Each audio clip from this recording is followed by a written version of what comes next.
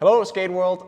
Thanks a lot for tuning in to this very first episode of our GSN Skating News Show. As per usual, we got Mitch Whitmore here and I, Viktor Hald Thorup, and in this episode, as well as the coming ones, we're gonna guide you through the inline skating news, the ice skating news, and today we're gonna include some transfer news because the season is about to start and there's been a lot of skaters hopping from one team to another, so that's gonna be very interesting.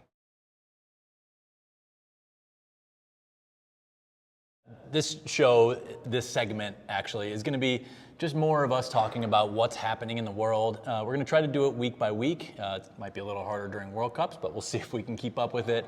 Trying to, again, incorporate the worlds of short track, long track, inlines, all into one channel and see what we can bring to the audience. In this one episode, we're going to start with inline skating because it is very... At the moment, they are currently, as we speak here, they're skating the last races in Italy. Yeah, I think we still have one more day of road racing, including the 100 and there might be one more race on the marathon. Road. And then the marathon, yes. Of course. So the grand finale. We did, if you haven't watched that yet, you should definitely go and check out the preview show that we did before the races started. And also you can see basically every single race because we did live stream those. We're currently live streaming those, so you can go back and see all the races if you missed any. I think we missed the first day of live streams, but then we got our act together there. So yeah, we should have some good content for you to see all the races that we're about to talk about. To start out, I mean, I was impressed with your guys' picks. I think you did a really good job in that preview show of deciding who is actually going to be good. I know Josh and Tanner were really helpful, and they had good insight. I think we can start by talking about Duccio Marsilli. He was actually he was one of the skaters that we called out. All three of us agreed that he is probably going to be a world champion by the end of this, and he is not. Which still at this point I'm still surprised he's not because he is just so good at skating. I was really impressed. I obviously don't know the inline world as much and trying to catch up to speed here on all that. And I thought, he skates super nice, really fast. But in a pack race, he was out front for most of that 500 and then just got past at the end. Yeah, by of course another Colombian.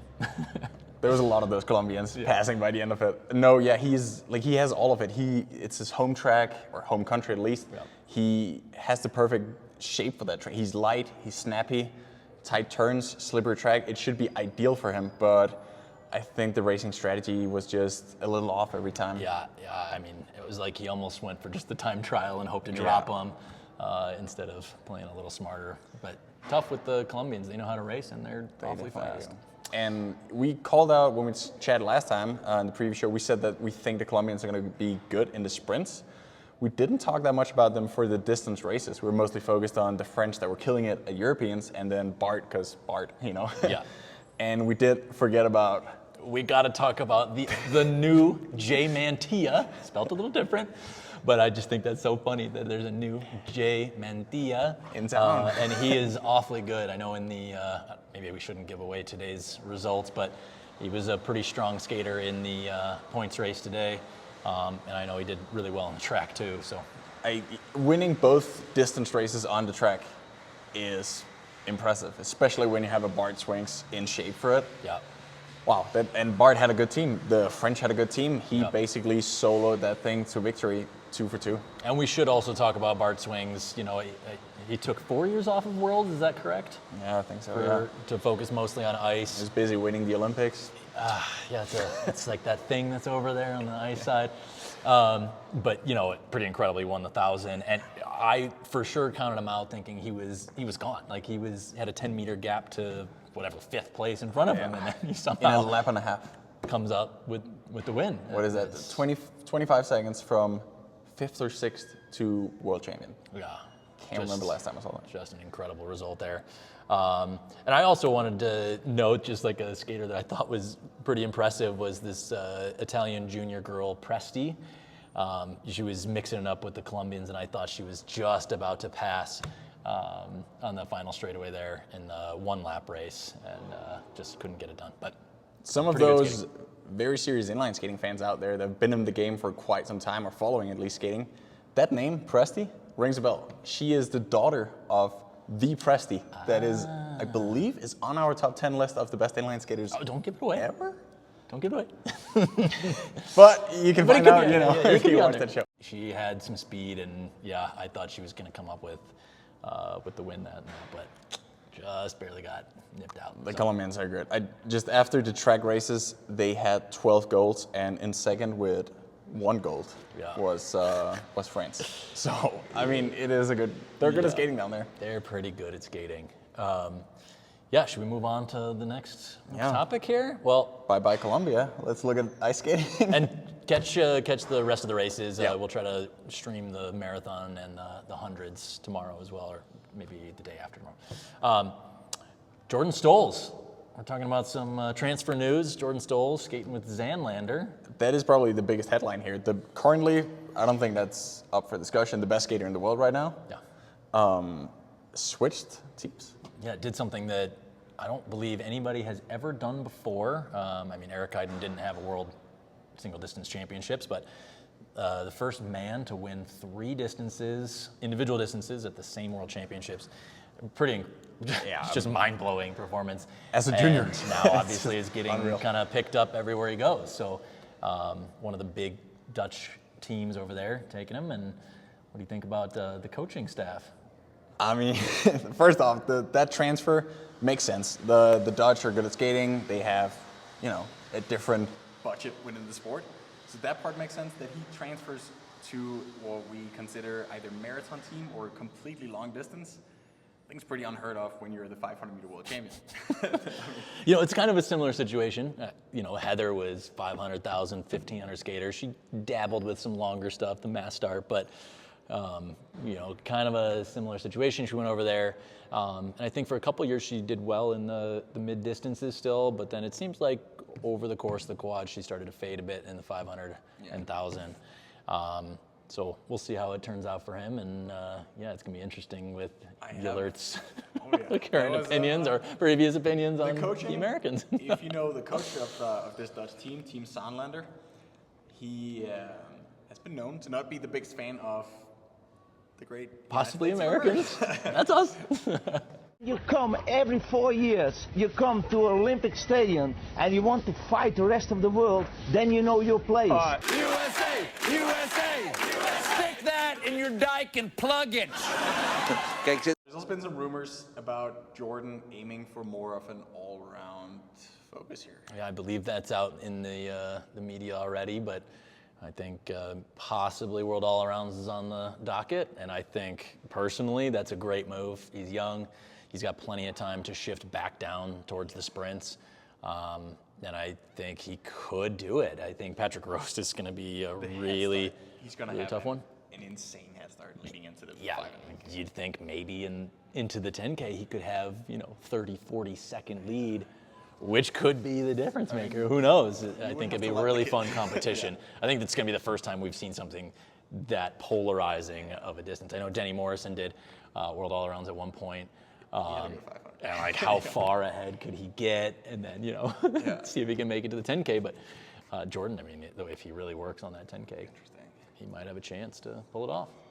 So we'll see. We'll see if that actually turns out to be true and maintains the focus.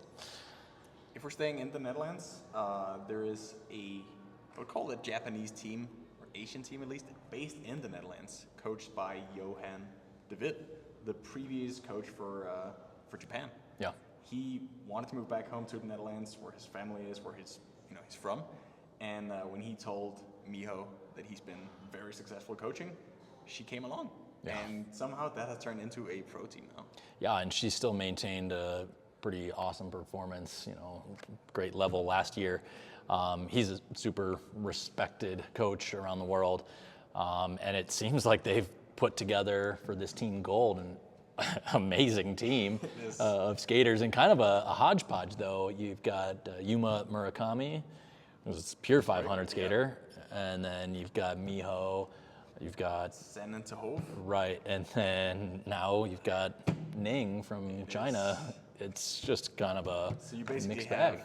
A female and a male 1,500 meter World Cup winner. Right. In addition to that, you have, I think Murakami won a 500 World Cup at least once or twice. Yeah, he definitely has, and he also opened 9-3 last season at World Championships. I believe he got second to Jordan. Yeah. second or third. So senior winner. Yeah. And then the whole other end of it, you have Zaanlander Hof that last year went a bit under the radar, skating in the B group. If I remember correctly, she skated the fastest time of all people in that 5K at the World Cup in Calgary last year. I believe you're correct. So you have a 500 meter World Cup winner and Yeah. a 5K fastest time of the year Yep. for the women's in one team. It's gonna be wild. I think he's gonna have a fun program writing session each week on what do I do for the pure 500 guy and what do I do for all the rest. Some beautiful photos of these people skating next to each other. Different techniques, different positions. Yeah, well, they're all gonna do an Excel together and see what happens. There you go. That is what we've already seen at this point. There's also been some racing going on, even though we're early in the season. There has been some pretty exciting time trials. And we used the page speedskatingresults.com where somehow they managed to scoop up every single result. And John McLennan here in Salt Lake City, he's always calling out time trials, and he does the World Cup races as well. And I love that voice for racing. But yeah, he's a whiz with the computer and just gets results from all these rinks in wherever in Russia that you've never heard of. Yeah. But first one off the bat, we see a Belarusian, Ignat Golovatsuk. But he's a great skater. But obviously part of the group that is not able to race internationally right now. But he threw down a 35.4 in Minsk, which is a very solid time for August. Sea level rink, not known to be pretty soft ice. Not super fast there, so. Quick, yeah. At the same competition, Sergei Trofimov, you might remember from ranking 4th twice at the Olympics and winning a silver medal in the TP. He skated a 3:46 3K. At the moment, the world's fastest this season, and also just a second short of Patrick Rowe's track record, which speaks for itself. Yeah, pretty impressive stuff there. I believe you also wanted to talk about a potentially fastest or second fastest 10K ever in August? The fastest 10K ever skated in the month of August, which was skated at a high school competition in Japan. They have these races in Japan going on called high school races, college races, where you will find, this one I think had 400 season best. Oh, that's amazing. At one high school race, and I didn't know a single name of any of these competitors, but one of them called, I'll have to read this one. Issei Matsumoto. Matsumoto. Crushed the last name. Maybe we'll get to know this person a lot more in the future. Yep. He skated, the time itself is not that, mind-blowing, but he skated a 13:55, and he was only one out of 19 people that raced an entire 10K there at that little local competition. Yeah, 10Ks in August, it's a great sign. One thing for me going to Obihiro for the first time, it was pretty wild to see. We stayed after a practice, and it was just like a bunch of like club level kids or club age kids, but they were anything but club level. 300 plus kids out there, and it was just, talking to Tucker Fredericks, he said it was just like their extracurricular activity after school, and it's just littered with kids everywhere. And it was really cool to see how many skaters there are just in Obihiro. So these high school competitions are pretty impressive. Also, if you hop on speedskatingresults.com, you will find the leading skater for each distance in the world as of right now.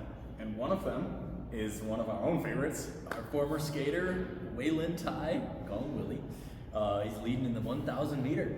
That's very exciting. Obviously, not a ton of results yet, but hey, better be first than not. Skated at one time. That's a good season opener. Also in Calgary was Carolina Hiller. She's leading in the 500 and the 1,000. First 38 of the year, 117 and 1,000. So that's it's a good start. I mean, she finished the year strong last year, especially in their team sprint with the win over the U.S. squad.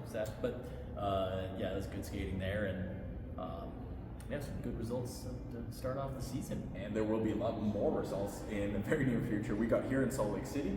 There's a classic coming up. You can follow the races live on speedskatingresults.com as well. A little 2-day race there for us.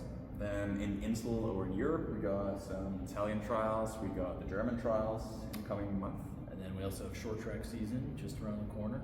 Kicking off our trials. Hopefully we can get the live stream for also the long track desert classic. We'll see. And then we'll try to get the short track trials and many more competitions going on the channel. So they start their World Cup season 2-3 weeks before us. So that's coming up pretty soon, I'd say. Yeah, I think their trials are in 2 weeks. 3 weeks. 3 weeks. Yeah, 3 weeks from now. I heard some rumors that, which we've seen before, a lot of the Korean skaters, even sometimes Chinese skaters with the entire national team, are almost moving up to Calgary to skate in the early season. Also, you know who we didn't talk about yet? Minsuk. He was suspended last season, and I think this season he's able to come back to skating. I feel like he's going to be kind of a dark horse to be a long track year, so Yeah. that's something to watch out for as well. I mean, he was, or maybe he is, we don't know yet, but he was good at skating for how young he was. Multiple time Olympic medalist. Medals twice, and Yeah. at 21, I think he was his second medal, so that's going to be an interesting one to follow. He could be top 1,500 guy of the year. That will be. Haven't heard about him. But the thing, when you get suspended in Korea, you are not allowed to train with any other people. Yeah. So he's been, I don't even know if he had access to an ice rink. So it'll be interesting to see His motivation. where is that level. injury. Yeah. Where is he at? He's just that talented. At some time trials already up in Calgary, we had Jae-Won Chung, the mostly known for being a loyal soldier of Mass start specialist. Soon exactly, and also almost breaking a few actually junior world records. He's been skating in a 6:43 Calgary, But that's a nice start to the year. You know, last year the ice up in Calgary was a bit off in comparison to normally they're trying to compete with Salt Lake, and last year definitely was not. So if their ice is comparable to last year, I think those are some pretty good times to start off the season.